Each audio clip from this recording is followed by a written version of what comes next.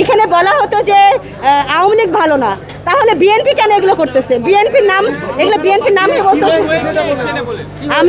আমরা সমাজে কোথাও নিরাপদ না, আমরা সমাজে কোথাও নিরাপদ না। এই যে বাজারে বাজার করতে এসেছি, আমাদের গায়ে টাচ করতেছে, এটা পুলিশের কাছে অভিযোগ করার পরেও বাজারে যারা কমিটির কিছু সিন্ডিকেটের লোক আছে, তারাও ইশারা ইঙ্গিত দিয়ে সেই লোকগুলো সিনে নিয়ে চলে যাচ্ছে এবং ছেড়ে দিচ্ছে আমরা অভিযোগ করার আগেই। দুইজন আসামি যে আমাদেরকে গায়ে টাচ করছে এবং খারাপ কাজ করছে যেগুলা, এটার জন্য আমরা তাদেরকে পুলিশের নিজের হাতে দিয়েছি। আমরা আমাদের যে আমরা জিনিসগুলো কিনেছি সেগুলো তো একটা জায়গায় সেভ করে রেখে আমরা বলছি এখানে আসতেছি, রেখে আসি। আপনারা এই দুজনকে আইনগত ব্যবস্থা নেন, যেহেতু আজকে ফার্স্ট টাইম রোজা, এখানে মানে জনগণ এক হয়ে যাচ্ছে, এখানে একটা বিশৃঙ্খলা হয়ে যাচ্ছে। এই জন্য বলছি যে একটা ফাঁড়িতে গিয়ে এটা একটা সমাধান করেন, যেহেতু ওরা আমার গায়ে হাত দিয়েছে, এটা একটা ব্যবস্থা নিব।